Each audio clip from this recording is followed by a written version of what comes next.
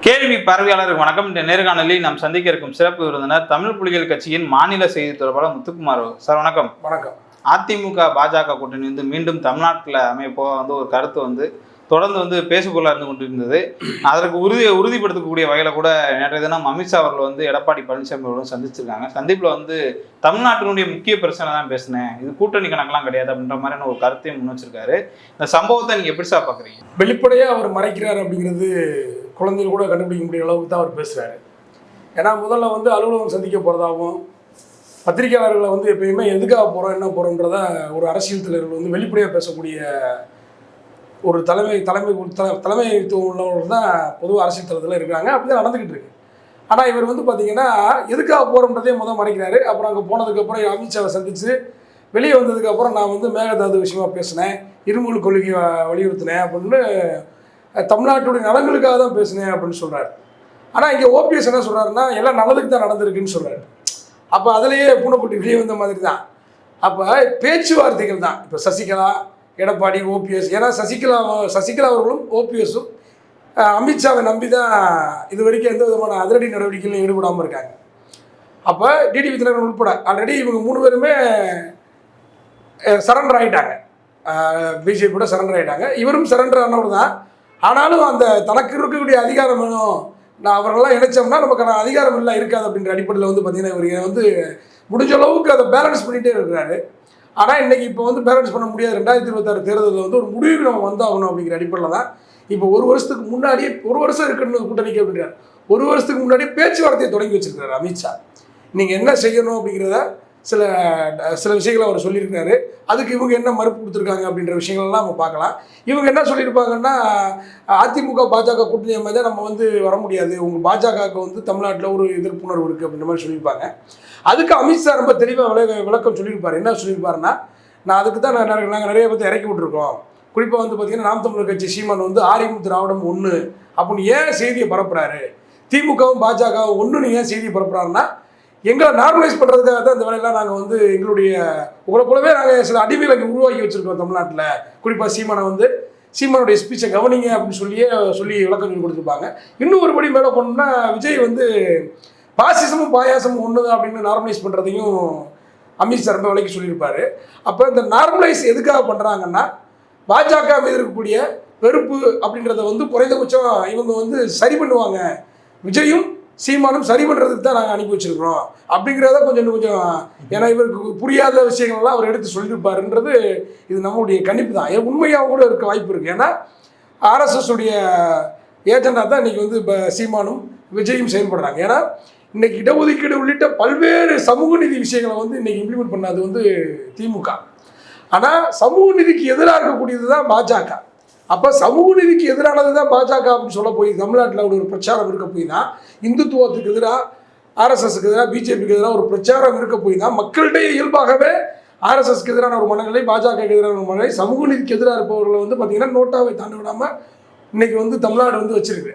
அப்படி இருக்கிற பட்சத்தில் பார்த்தீங்கன்னா இன்றைக்கி இந்த இப்போ இருக்கக்கூடிய இப்போ உருவான நபர்கள் திராவிட இயக்கங்களையும் பார்ப்பன இயக்கங்களையும் குறிப்பாக ஆர்எஸ்எஸ் போன்ற இயக்கங்களையும் ஒன்றாக சித்தரிக்கிறது.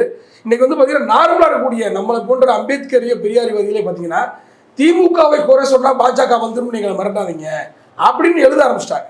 என்ன காரணம்னா, இங்கே இந்த மாதிரியான நார்மலைஸை செய்யக்கூடிய சீமானும் விஜயும் இப்படி நார்மலைஸ் பண்ண போய் தான் சாதாரணமாக திராவிட இயக்கத்தை ஆதரிக்கக்கூடிய அம்பேத்கரிய பெரியார் இயக்கங்கள் கூட பாஜக வந்துடும் எங்களை எத்தனை நாளைக்கு பயமுறுத்தி திமுக எங்களை மிரட்டுவீங்க அப்படிங்கிற மாதிரியான ஒரு கருத்தோட்டத்தை எழுத ஆரம்பிக்கிறாங்க. அப்படிலாம் இது காரணம் என்னன்னா, இப்போ இந்த மாதிரியான பல்வேறு கருத்துக்கள் நீங்கள் சொல்லிட்டு வந்தாலும் அந்த அதிமுக தொடர்ந்து பின்னடைவை சந்திச்சுட்டே வருது. ஜெயலலிதா அவங்க மறைவுக்கு பிறகு இந்த கட்சியே இல்லாமல் போகுதுன்ற மாதிரி ஒரு கருத்து வைக்கும்போது, அப்போ அதிமுக நிலைநிறுத்தணும்னா அதுக்கு ஒரு வலுவான ஒரு கூட்டணி தேவை தானே.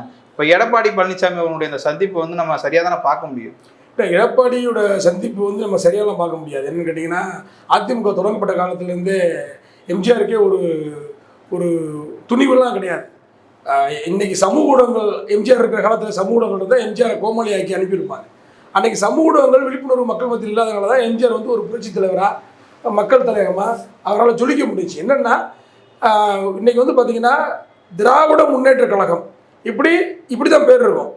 ஆனால் ஒன்றிய அரசினுடைய அழுத்தம் காரணமாக அந்த நேரத்தில் வந்து பார்த்தீங்கன்னா அனைத்து இந்திய அண்ணா திராவிட கழகம், அதாவது இந்தியாவை உள்ளடக்கிறது, நாங்கள் தனிநாடு கோரிக்கை இல்லை, தமிழ் தேசிய கோரிக்கை இல்லை, தமிழ்நாட்டுக்கு எதிராக ஒன்றிய அரசுக்கு எதிராக எதையும் செய்ய மாட்டோம் அப்படின்ற அடிப்படையில் தான் அனைத்து இந்திய அண்ணா திராவிட முன்னேற்ற கழகம்னு அன்னைக்கே அடிபணிந்தவர். என்னைக்கு அனைத்து இந்தியன் சேர்த்தாரோ அன்னைக்கு அது அடிமை தான். சரிங்களா? அது எம்ஜிஆரே ஒரு அடிமை தான், ஒன்றிய அரசுக்கு அடிமை தான். அது இந்திரா காந்தியாக இருக்கட்டும், யாராக இருக்கட்டும், ஜனசங்கம் யாராக இருக்கட்டும், காங்கிரஸ் யாராக இருந்தாலும் சரி, அவங்களுக்கு அடிமையாக இருந்தவர் தான் எம்ஜிஆர். அன்னைக்கு ஒரு அச்சப்பட்டவர் தான் எம்ஜிஆர், அச்சப்பட்ட கோலை தான் எம்ஜிஆர். அது மாற்று கருத்து நம்ம சொல்ல முடியாது.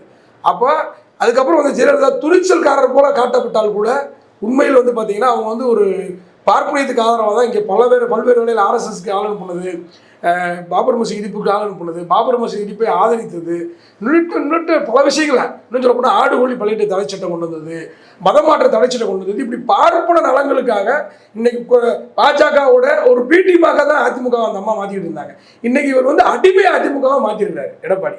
கொஞ்சம் கொஞ்சமாக அவங்க முன்னேறி போய் அடி பண்ணிச்சிருக்காங்க. இன்னைக்கு வந்து பார்த்தீங்கன்னா குறைந்தபட்சம் ஜெயலலிதா அவர்கள் இருக்கும்போது அங்கேருந்து தான் இங்கே வந்து பேச்சுவார்த்தை நடத்துவாங்க. கூட்டணி பேச்சுவார்த்தையோ அல்லது எந்த விதமான பேச்சுவார்த்தையாக இருந்தாலும் டெல்லியிலேருந்து தமிழ்நாடு வந்து முதல்வருடைய போயஸ் கார்டனில் தான் பேச்சுவார்த்தை நடத்துவாங்க. கடந்த காலங்களில் பாஜகவுடைய தலைவர்களே வந்து பேச்சுவார்த்தை நடத்தும் போது முதல்வர் ஜெயலலிதா அவர்கள் போயஸ் கார்டில் தான் நடத்துவாங்க. ஆனால் இன்றைக்கி வந்து பார்த்திங்கன்னா டெல்லியில் போய் பேச்சுவார்த்தை நடத்த வேண்டிய சூழலுக்கு வந்துட்டாங்கன்னா மிகப்பெரிய ஒரு அச்சத்தில் இருக்காங்க, பயத்தில் இருக்கிறாங்க. இடி உள்ளிட்ட பல்வேறு நெருக்கடியில் இவங்களுக்கு காட்டி பயமுறுத்தி இன்றைக்கி ஒரு அச்சத்தில் இருக்காங்க. இன்னும் சொல்ல போனால் டிடிவி தினகரன் ஒரு வழக்கு இருக்குது. அந்த வழக்கு ரெட்டலைக்கு லஞ்சம் கொடுத்த வழக்கு இருக்குது.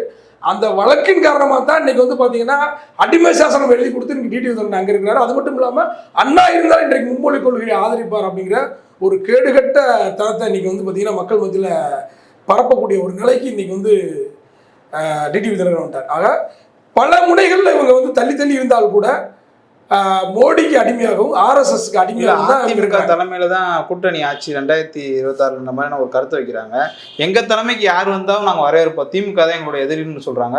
அப்படி இருக்கும்போது வந்து தொடர்ந்து வந்து பாஜக அப்படின்னே ஒரு கருத்தை கொண்டு போகிற சரியா அதை மிக தெளிவாக வந்து எக்ஸ்தலத்தில் அமித்ஷா இன்னைக்கு குறிப்பிட்டிருக்காரு. என்ன குறிப்பிட்டிருக்காருன்னா, தேசிய ஜனநாயக கூட்டணி ஆட்சி 2026 நடக்கும்னு அவர் தன்னுடைய எக்ஸ்தலத்தில் குறிப்பிட்டிருக்காரு. அதிமுக ஆட்சி தலைமையில் கூட்டணின்னு அவர் அறிவிக்கல, தேசிய ஜனநாயக கூட்டணி தலைமையில் தான் கூட்டணி இன்னைக்கு அவருடைய எக்ஸ்தலத்தில் அறிவிச்சிருக்காரு.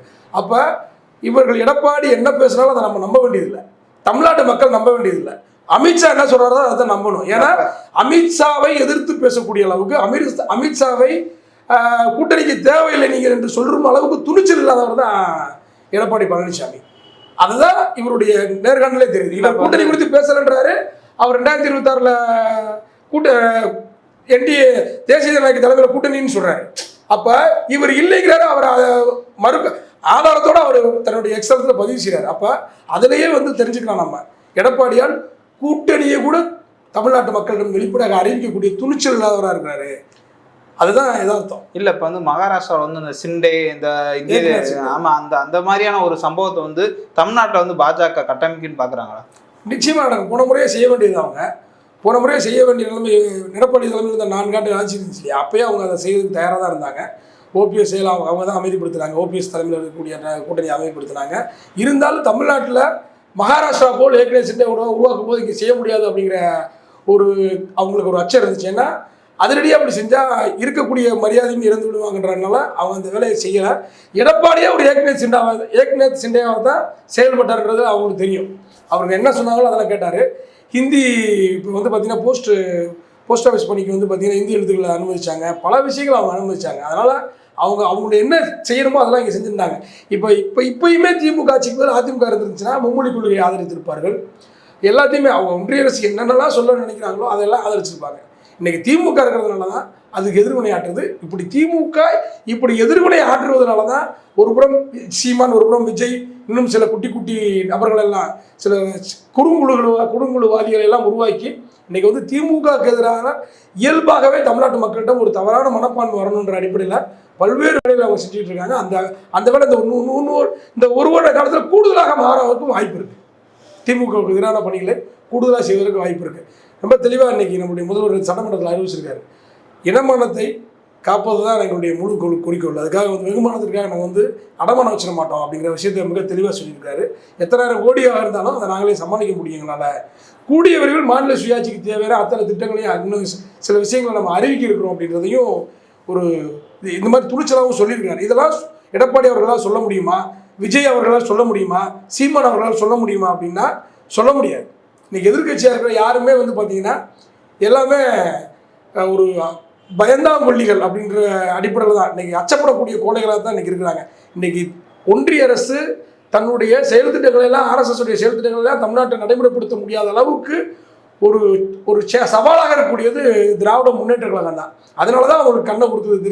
திமுக மீது ஏதாவது ஒரு வகையில் வந்து பார்த்தீங்கன்னா இப்போ இந்த டாஸ்மாக் ஊழல்னு சொல்லி அன்னைகா சராவை எப்படி டெல்லியில் கிளப்பி விட்டாங்களோ, காங்கிரஸுக்கு எதிராக ஒரு பிரச்சாரத்தை கிளப்பி விட்டாங்களோ, 1,76,000 கோடி அப்படின்னு சொல்லி காங்கிரஸுக்கு எதிராக ஸ்பெக்ட்ரம் விஷயத்தில் கிளப்பி விட்டாங்களோ, இது மாதிரியான பொய்யெல்லாம் இன்னும் கூடிய விரைவில் இந்த ஒரு வருட காலத்தில் நிறையா திமுகக்கு எதிரான பொய் பிரச்சாரங்கள் தமிழ்நாட்டில் கிளப்புவதற்கான வேலைகளெல்லாம் திட்டமிட்டு செய்வாங்க. நேற்று அதற்கான ஆலோசனை தான் எடப்பாடிக்கு சொல்லப்பட்டிருக்கு. அதனால் எடப்பாடியும் அதுவரை கொஞ்சம் மௌனம் காத்து திமுக ஆட்சி ஊழல் ஆட்சி அகற்றுவதற்கு ஒன்றிய அரசுடன் கை கோர்க்க வேண்டிய அவசியம் இருக்குன்னு ஒரு பேட்டியை கொடுத்து இதை மாற்றக்கூடிய சூழலெல்லாம் நிச்சயம் நடக்கும். நான் முன்னெச்சரிக்கையாக தமிழ்நாட்டு மக்கள் கவனமாக இருக்கணும். அதே சமயம் தமிழ்நாட்டு மக்கள் எப்போ விழிப்புணர்வாக தான் இருப்பாங்க. பாஜகவும் சரி, அதிமுகவும் சரி, பாஜகவோட இணையக்கூடிய யாராக இருந்தாலும் சரி, அவர்களை வந்து புறந்தள்ளிக்கூடிய அரசியல் விழிப்புணர்வு உள்ளவர்கள் தான் தமிழ்நாட்டு மக்கள். எடப்பாடி பழனிசாமி அவங்களுடைய டெல்லி பயணம் குறித்து பல்வேறு கருத்துக்களை பேசுனதுக்கு நன்றி சார். நன்றி.